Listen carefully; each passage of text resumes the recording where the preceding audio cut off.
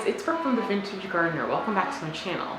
So today I'm going to do another drafting video. Now I know from what I'm seeing on YouTube, it's probably not the most interesting video to watch, but like I said, I know some people are interested, that's why they're watching it. And eventually, you know, maybe some of you guys are going to start plotting your own garden and you'll go back to come back to the video and watch it with new appreciation. I know it's kind of boring to watch and everything, but I'm doing it a little differently this time around, so hopefully it won't be quite as much talking. So what I'm drafting is the front of the yard. We're in July 2020. I'm planning to next year's garden. I know that one of the things I need to do is have water run to the front of the lawn so that I can set up drip tubing. I'm not interested in getting a sprinkler system. I actually want just, you know, spigots, like I think they call them like yard hydrants, so that I can water my plants. And that I can set my own independent timers and that sort of thing, because it'll work out better.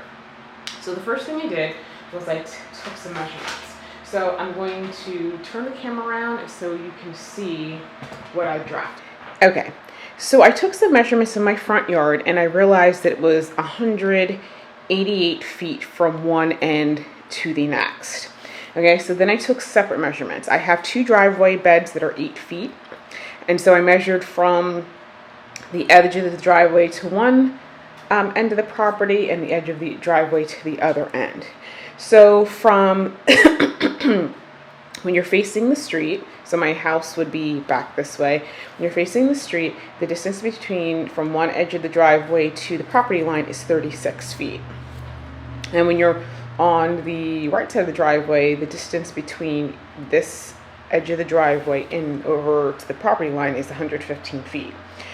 So the graph paper that I'm using, each block is is 1 inch by 1 inch, and typically if you're doing like a 1/4 inch scale, that would be 4 feet. But when I divided the total distance by 4, it wouldn't fit, so I decided to call every box 8 by 8. So that's how I was able to fit it on one sheet. So this right here is the driveway, and my driveway is about 21 feet wide. Okay guys, I'm going to do a 2-layer hedge. The front layer is going to be boxwood, and the layer behind it is going to be hydrangea. For the boxwood, I have some boxwood out in front of my door, so I'm going to take some cuttings, and it's going to be, the bush in front of my door is almost like 5 by 5.5, but I'm going to obviously keep it, I want it to be very well manicured, so I'm going to keep it at 4 by 4. And so then behind that, I'm going to do the limelight hydrangeas, which do get kind of big.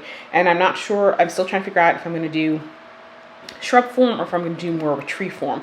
If I do more of a tree form, then it's going to be, you know, there's going to be more space at the base and it's just going to be fuller at the top. So that's how I did that. So when I calculated it, I'm going to have 4 hydrangeas on this side and 9 boxwood on this side. And so the hydrangeas I'm going to space it every 9 feet. The reason being that the person I got mine from, I don't know what it is she does with hers, but hers are a lot bigger than the 6 to 8 feet you'll find online. And with the boxwood, it's going to be 9 at 4 feet. On the right side of my driveway, I have 13 hydrangea at, I think it said 8.8 feet, so a little under 9 feet. And then 28 boxwood at 4 feet apart. The next section, the section of gardening I'm going to do summer of 2021, Lord willing, is going to be the Parterre garden. So the inspiration for this was when I went to tour the Bergwin Williams house in Wilmington, North Carolina, and I'll post a link to that video either in the comments or I'll actually just link to it somewhere on this video. So it's a very formal garden. Usually there are hedges around the very geometrical shaped beds, and then there are flowers in the center of it. So now that we've got that straightened out, let me put this back on the tripod, and we'll talk about how I'm going to draft this plan.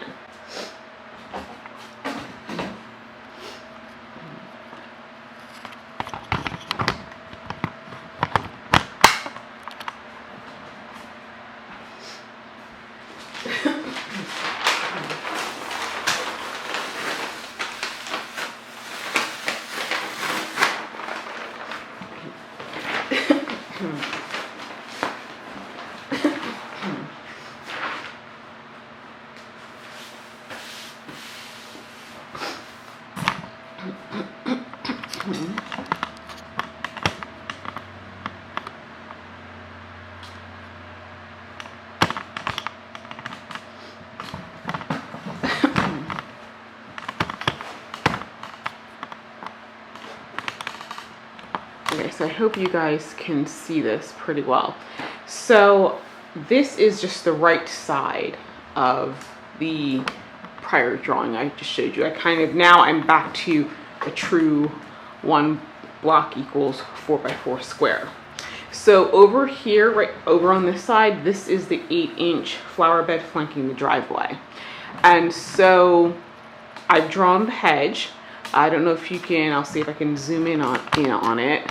But as you can see, there's some slightly squiggly lines. I use my drafting template, and there's a hedge on here that's kind of got the wavy line, so that's where I got it. So that's wavy line is going to be the boxwood hedge. Like I said, it's going to be very geometrical.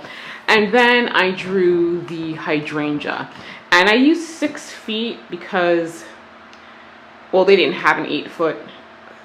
They didn't have an 8-foot tree shape, but I did mark off the 8 feet. So it's going to be 5 on this side, and then it's going to be 8. And it's going to be 8 on the other side. So let me zoom back so you guys can see it. So it's 8 on the right side, 5 on the left. Okay. So from this drawing, you can see like there's an opening right here. That is the walkway, and the walkway, if you were to follow the line, goes to right here. And I took some measurements. That's where my front steps come down. My front step pathway is kind of 4 feet wide, and it's 40 feet from my front stairs to the driveway hedge. So that's how I got to that. So what I want to do is I want a fountain, and I wanted the fountain to be centered on the door. And so there are, this design is 36 feet wide. And so kind of center between my front stairs where they come down and end to the hedge is 9. It's 36 feet. And so basically I want the center of the fountain to be smack in the middle, which is 4.5 feet. So I do have a little dot there, and I'm probably going to have a 4-foot wide fountain. So this template already has 48 inches on it. So I'm just going to draw a circle right in there. Okay, so I'm all about symmetry, and so as you can see from this drawing, this fountain is not center with respect to the right side of my yard. So I'm kind of dividing it into 2. So this is going to be a separate garden, but so I kind of want to have symmetry in the sections, you know, and then, so that's the way I did it. I'm just going to do symmetry in each individual section, but I also wanted symmetry when you're looking at it from the street if you're driving by. So you know, when you're looking if you're walking on the street past this point, you're gonna see the fountain line up with the front stairs. So I think it'll work better this way. And so I do want another fountain because I do like water features. And so since I'm doing this symmetrically, I noticed that I had 4 boxes or 16 feet from the fountain to the edge of this section of the garden.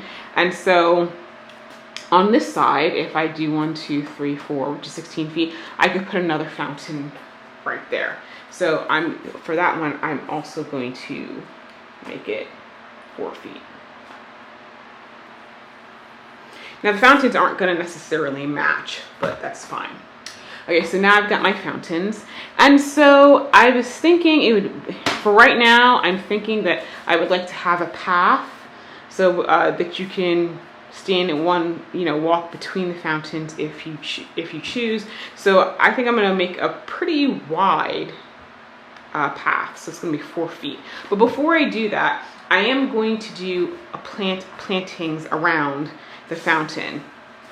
So I'm thinking I'm probably going to have maybe a 6 foot, maybe I want a 2 foot border, which would to make the centered, it would be 6 feet.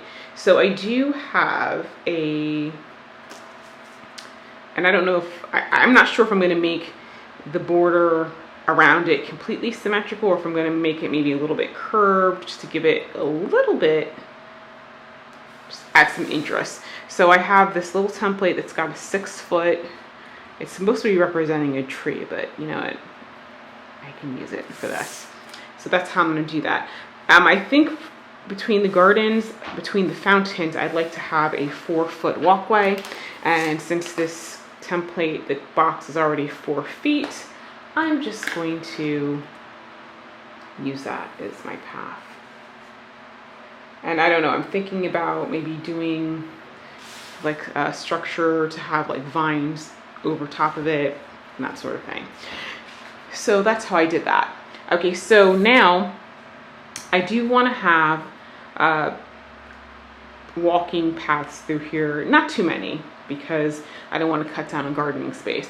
So, but I want the walkway to start over from, because right here on the side there is a brick walkway. I don't want it to be right near here since there's already a walkway there, so I want there to be a flower bed. So I'm going to make it 5 feet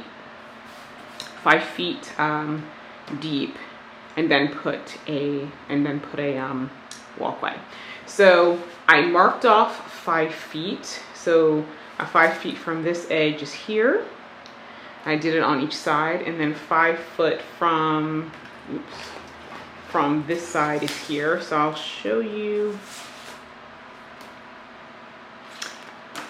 how I did that. I used the template again to mark 5 feet. And then, oh, actually, you know what? 5 feet from this side. I think I didn't do 5 feet from this side. Okay, here we go. And let me just make sure I did the exact same thing over here. Okay, yeah, I did. So now all I'm going to do is I'm going to take my ruler and I'm going to connect them.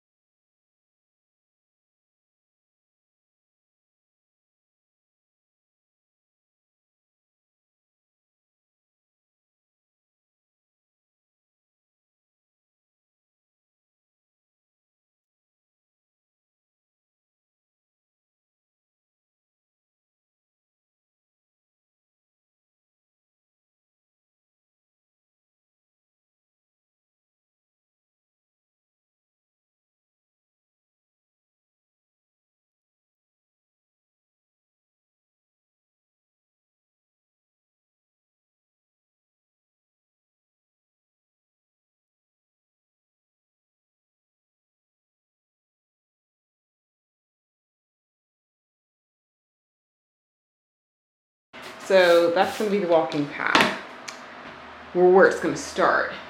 So I decided that I would rather have a somewhat narrow walking path.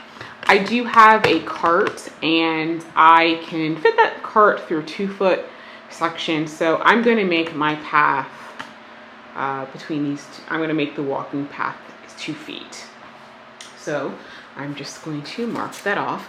The nice thing about these Mr. Landscape things, it's called Mr. Pen, is that it's got the correct scale on it, so that way I don't have to kind of like try to measure in my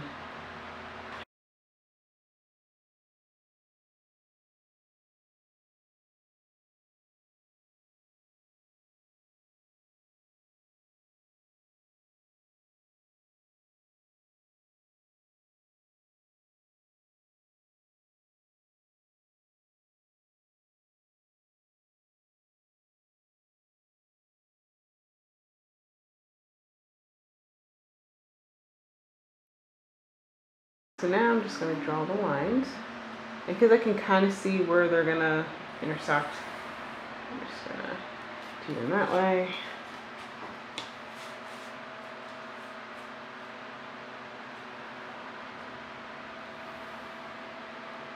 Oops.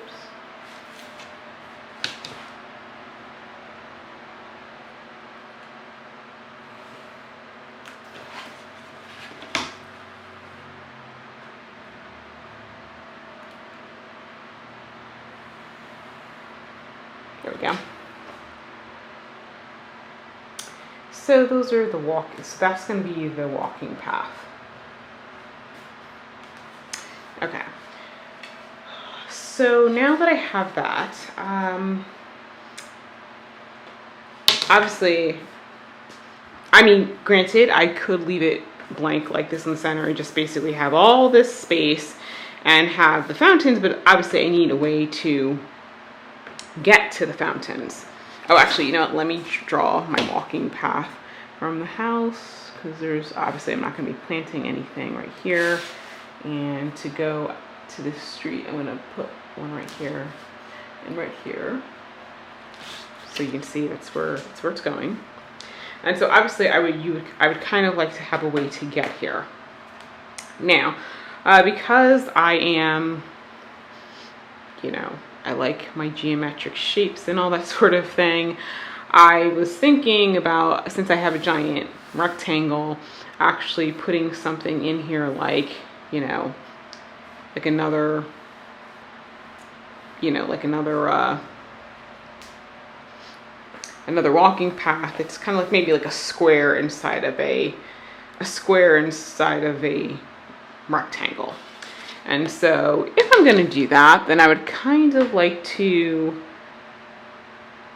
I don't know, do it maybe using these as the focal point. But the first thing I need to do is I need to figure out what the difference is in between my walkway. So, like I said, I've got scale drawings here. So this is 32 feet right here, and then 32 plus 13 and a half, so that is 35 and a half. Doesn't really add up quite nice.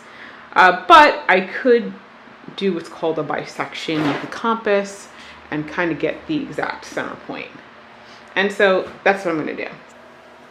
Okay guys, I'm back. My other camera went dead. So where we were was I was showing you how to find the midpoint using a compass, especially in a situation like that where, like, you know, you have an odd value.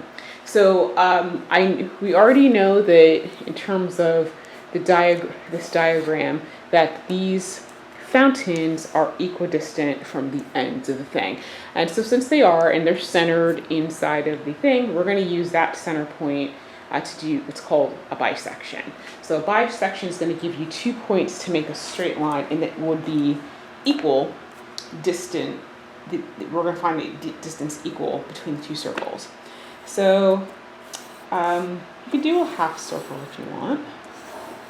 And it doesn't matter really how wide your compass is open, you'll still get the same.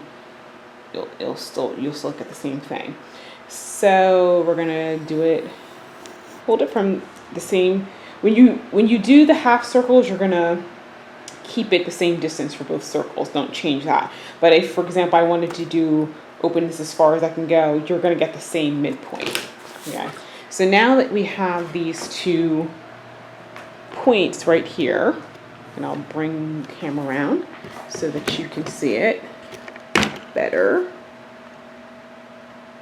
Okay, what you're going to do is where these 2 points intersect, you're going to take your ruler or straight edge or whatever, and see, that's the nice thing about it, you don't have to have a ruler, and you're just going to, you know what, my pencil is a little bit dull, so it's not exactly through the intersection, what it was like, but you're going to draw it through here, and this tells you exactly where the midpoint is between these 2 circles.